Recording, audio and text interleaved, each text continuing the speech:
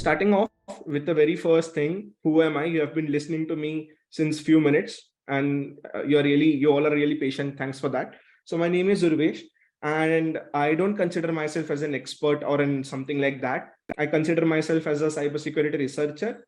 And just to tell the number of years that I've been into it, so I've been working in this industry since 4.5 to almost 5 years now. Okay. Specifically, I have been working into the areas of digital forensics, incident response, threat hunting and threat intel, OSINT, SIM solutions, SecOps, DevSecOps. All these are some of my work areas. So just by looking at the areas that I'm working, you must be able to figure out that I'm working in the areas of blue teaming, that is defensive security. So all the people who are coming from the offensive background, I'm sorry, okay? I am a defensive guy. I wear a blue cap. I wear a blue hat, okay? So that is one thing. I'm into the blue side of the things, okay? Some of my certifications are listed over here, okay? Just to give thoda bahut hype, just to a little bit of show off is fine, right? Okay, sorry for that. But coming to actual work, so I've worked with various edtech organizations in terms of being a senior instructor, being a training content delivery manager, training up corporate people, training up beginners, training up beginners like you who are starting off into this field.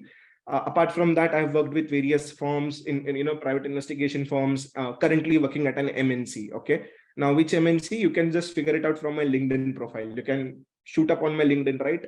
Yeah, this is called as cheap promotion. In a way, I'm telling you to connect me on my LinkedIn. Yeah, cool. So I hope who am I and all those things are clear, correct? So I am not working at PingSafe. Sorry, that was a good guess actually. Yeah, just because I have a PingSafe T-shirt, doesn't mean I'm working at PingSafe. Okay, and thank you so much. Already connected. Amazing, cool. You guys are very cool, yeah. Very responsive. Now, coming to the main set of topic, that is layers of SOC. Okay. Now, before we even go into this thing, we need to first of all understand what is a SOC. Okay, and let me just check. Yeah, anyone who can help me out to write me, who can expand the full form of SOC for me? What do you mean by SOC? That's amazing. This is something I guess it is a very basic thing and everyone knows actually. Oops, sorry. SOC is nothing but a security operations center. Okay. Now, what is a SOC in a very simple term? Okay. Now, to be very honest, I would like to tell a real life example that had happened with me. Okay. So let's say 3 or 4 years back when I started off in this particular domain, and I was basically, basically what we can say, I was basically interviewed by a training company, a tech company basically. I won't disclose the name. Anyways, it's listed on my LinkedIn profile. But a few years back, I was, interviewed by that particular organization who was into edtech, and they wanted me as an instructor over there. Now, the very first question that the guy asked was the full form of SOC, and the very first question, and I spoiled the answer. I just told something. I didn't told security operations center for sure.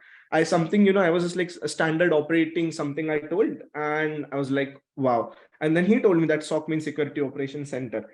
So that's why I was asking, that a SOC is a very fundamental thing, and you should not, act fool like me, right? So SOC means security operations center. Now, the name itself gives you a very big idea that security and operations, it's a thing, it's a place where security operations are carried out.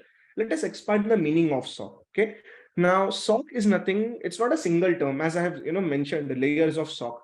Can anyone guess why the onion is included in the background? I am very extreme, senseless creative while making the PPTs.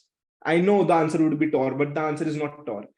Yes, the answer is many layers. Okay, so that's why I mentioned layers of SOC. So SOC consists of multiple layers. Okay, so layer in the sense, see, when you talk about security, security is not a solo sport. When you talk about cybersecurity in an organization, it's not just a guy like me sitting on front of the screen and managing the entire stuff. Not at all. It's a big team. There are 5, 10, 15, 100, 200, 300, 1,000, 10,000. Depending upon the size of an organization, number of people are varying, and at each layer, different things are happening over there. Different things are occurring inside a SOC. So security, what do you think? What all could be included into security? Antivirus could be one of them. You guys, shoot up in the chat. Let's say I give one example, antivirus. What do you think could be included in SOC? Or what all things, could be a part of SOC actually? Let's say firewalls. Yeah, let's say DLP. Now DLP stands for, anyone in the chat? Again, I won't answer this. IDS/IPS. There could be EDR.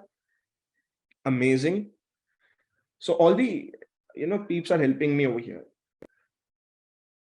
Data leak prevention, data loss, DLP stands for data loss prevention, right? Monitoring tools, SIEM is a part of it, correct? So when we say that, we want to manage cybersecurity, yeah, thanks, Abdul. SOAR is again a part of it. Okay, so we say threat hunting, digital forensics, incident response, correct? So all these are the layers of SOC. Basically what happens, what I'm trying to say in a very simple term, that whenever you work for an organization, right, there are various steps or there are various teams, consisting over there that are helping up for the security perspective of it, right? So an organization could have an antivirus, firewall, DLP. So SOC is nothing but it's an infrastructure. Okay, it's an entire infrastructure where all the security operations are carried out. Okay, and at different levels actually, and different people having different kind of expertise are working on those layers.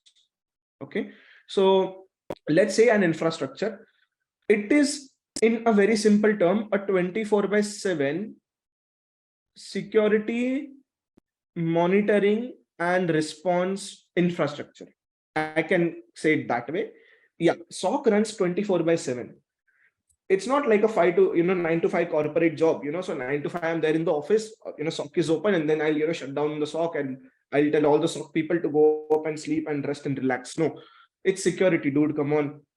It's 24/7 jobs. Okay, so it means that you never know that what kind of threat. Let's say I'm dozing off at 2 a.m. in the night, having dreams of my dream girl, and there is an incident coming up. There is a severe incident coming up. I have to wake up at 2 a.m. and I have to report on my desk. That is a kind of a job a SOC people have. Again, it depends on what kind of role you are into in. But yes, again, SOC is a 24/7 job. So depending upon that, so SOC is, there are multiple types of SOC again. So if I say in a general term, then when I say about the infrastructure part of it, I'm talking about the infrastructure part. Then there are people working in different shifts, morning shift and evening shifts. You must be aware of this. So because it's 24/7, we need 2 shifts over here. So people are working in shift, it's 24/7. In terms of infrastructure, if you go up into any organization, then they have a dual monitor setup over there, right? So all that fancy things that you see onto the web series and all that, 2 monitors are there. Yeah, so in SOC, it is recommended to have 2 monitors, right, for monitoring and purposes and all. I'll be going deep dive into it in some time. Then it is a well, it's a well lit place and it is well ventilated. So in SOC, because so many machines and things are running up, so the ventilation should be good and all those things. Again, this I'm talking about the physical infrastructure. Let's say if I talk about cloud, the most interesting concern. Cloud is everything is virtual, right? You don't need to worry about anything. You just need to pay for the subscription. It could be on AWS, it could be on GCP, it could be on Azure, it could be on DigitalOcean, it could be a combination of all of these. Let's say some of your customers are using AWS, some of your customers are running GCP, combination and so on, right? So depending upon what kind of scenario it is, it will be changing up.